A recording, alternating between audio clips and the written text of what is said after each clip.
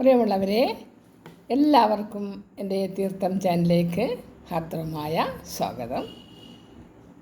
നമ്മൾ ഈ ഗുരുവായൂരപ്പൻ, ശ്രീകൃഷ്ണ ഭഗവാൻ എന്നൊക്കെ കേൾക്കുമ്പോൾ നമ്മുടെ എല്ലാവരുടെയും മനസ്സിൽ നവരസങ്ങളുടെ താളലയങ്ങളോടുകൂടെയുള്ള ഒരു കേളികൊട്ട് നടക്കാറുണ്ട്. തീർച്ചയായിട്ടും മലയാളികളായ എല്ലാവരുടെയും മനസ്സിൽ അങ്ങനെ ഒരു കേളികൊട്ട് നടക്കാറുണ്ട്.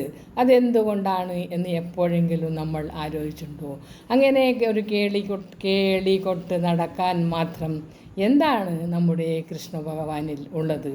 അത് നമ്മൾക്കൊന്ന് ഓർത്ത് നോക്കിക്കൂടെ? ഒരു കുചേലനെ സായുജ്യത്തിലെത്തിച്ചുകൊണ്ടാണോ? അതോ മഹാഭാരത യുദ്ധത്തിൽ തേരാളിയായി ചെന്നതുകൊണ്ടാണോ? അതല്ല ഹിരണ്യാക്ഷനെ കൊന്നതുകൊണ്ടാണോ? അതോ നമ്മുടെ പൂതനെ കൊണ്ടതാണോ? അങ്ങനെയൊന്നും അല്ല എന്നാണ് നമ്മുടെ മേൽപ്പത്തൂർ നാരായണ ഭട്ടതിരിപ്പാട് എന്ന ഒരു ബ്രാഹ്മണൻ എഴുതി വച്ചിരിക്കുന്നത്. എത്രയോ വർഷം മുമ്പ്, അതായത് 16-ാം നൂറ്റാണ്ടിൽ 1570-80 ഇടയിൽ അദ്ദേഹം ഒരു വിശിഷ്ടമായ പുസ്തകം എഴുതി, നാരായണീയം എന്ന്. അതെഴുതി ഗുരുവായൂരപ്പന് സമർപ്പിച്ച ഒരു സംഭവമുണ്ട്.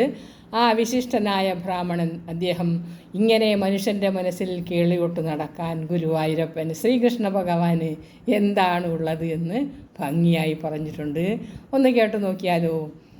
സൂര്യസ്പർദ്ധി കിരീടമൂർധ്വതിലക പ്രോദ്ഭാസി ബാലാന്തരം കാരുണ്യാകുലനേത്രമാർദ്ദഹസിതോല്ലാസം സുനസാപുടം ഗണ്ഡോദ്യൽമകരാപകുണ്ടലയുഗം കണ്ഡോജ്ജലസ്കൗസ്തുഭം ത്വദ്രൂപം വനമല്യഹാരപടല ശ്രീവത്സദീപ്രം ഭജേ.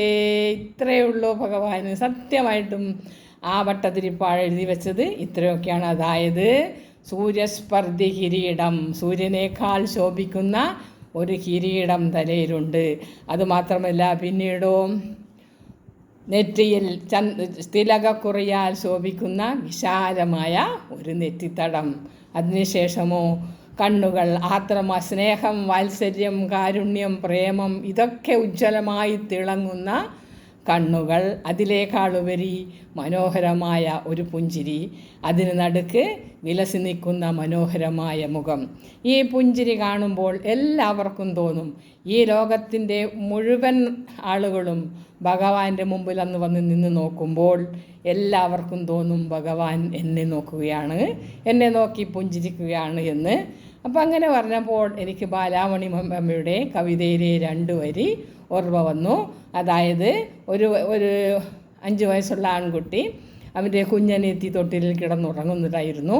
ഉറങ്ങുമ്പോൾ അവൻ ഓടി വന്ന് തൊട്ടിലൊന്ന്, കുട്ടി നല്ല ഉറക്കമാണ്, കുട്ടി ഉറങ്ങുമ്പോൾ അവൻ ഓടി വന്ന് തൊട്ടിലേക്കൊന്ന് തൊട്ടപ്പോൾ ആ തൊട്ടിലാടി. ആ ആടിയ അവസ്ഥയിൽ ആ കുഞ്ഞുമോള് വെറുതെ ഒന്ന് മുഖഭാവം വല്ലാതാക്കിയപ്പോൾ അവൻ പറഞ്ഞു, എന്നെ നോക്കി ചിരിക്കുകയാണെന്ന്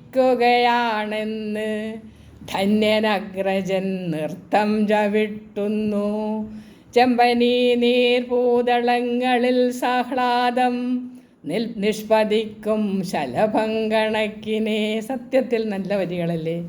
ബാലാമണിയമ്മയൊക്കെ നഷ്ടമായി പോയത് നമ്മുടെ ഒരു നഷ്ടമാണ്.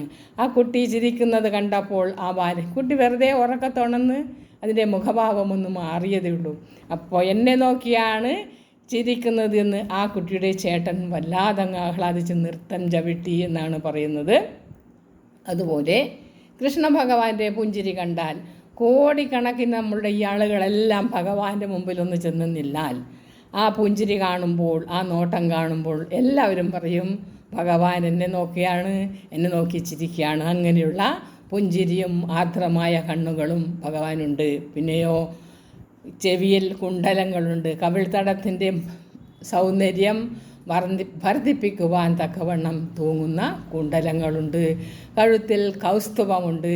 പിന്നെയോ അത് കഴിയുമ്പോഴോ വനമാല കൊണ്ട് ചാർത്തിയ മാറിടവും. ഇത്രയും മാത്രമേ ഗുരുവായൂരപ്പനും ശ്രീകൃഷ്ണനും എല്ലാം നമ്മൾ കൽപ്പിച്ചു കൂട്ടിക്കൊടുത്ത ഈ ദൈവത്തിന് ഉള്ളൂ എന്ന് നമ്മൾ മനസ്സിലാക്കണം. അതുകൊണ്ടും അല്ലാതെ ഭഗവാന് വേണ്ടി ഒന്നും സമ്പാദിച്ചിട്ടില്ല. എപ്പോഴെങ്കിലും നമ്മൾ കേട്ടിട്ടുണ്ടോ ശ്രീകൃഷ്ണ ഭഗവാൻ ഇന്ന ജോലി ചെയ്തു, ഇന്നത് സമ്പാദിച്ചു എന്ന്? ഇല്ല.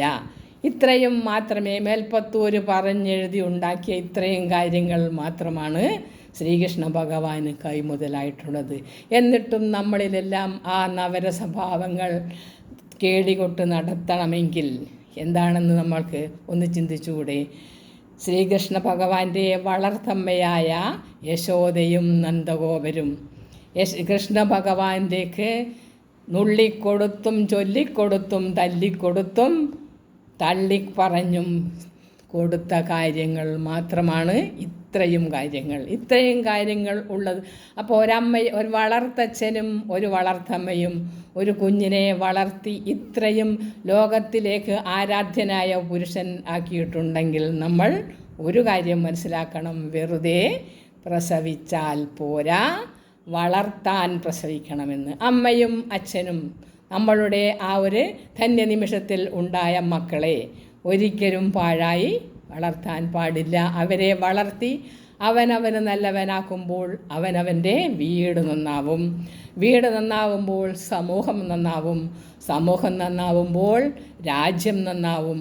രാജ്യം നന്നാവുമ്പോഴോ ലോകം നന്നാവും. അങ്ങനെ ഓരോ അമ്മയും അച്ഛനും വിചാരിക്കണം, ഞാൻ പ്രസവിച്ചുണ്ടാക്കുന്ന മക്കളെ ഓരോരുത്തരെയും നല്ലവരാക്കി തന്നെ വളർത്തണമെന്ന്. എല്ലാവർക്കും ഭഗവാനാക്കി വളർത്താൻ പറ്റും എന്നല്ല അതിൻ്റെ അർത്ഥം. ഭഗവാനാക്കി വളർത്താൻ ഇനി ആർക്കും പറ്റുകയില്ല എന്ന കാര്യം ഉറപ്പാണ്. എന്നാൽ ഓരോരുത്തരും മക്കളിലേക്ക് എത്തിക്കണം. നീ ഒന്നാമനാവണം. അതും പറ്റുന്ന കാര്യമില്ല. പക്ഷേ നീ ബെസ്റ്റ് ആവണം എന്ന്. ഗുഡ് എന്ന് പറയുന്നതിൻ്റെ സൂപ്പർലേറ്റീവ് ഡിഗ്രിയാണ് ബെസ്റ്റ് എന്ന് പറയുന്നത്.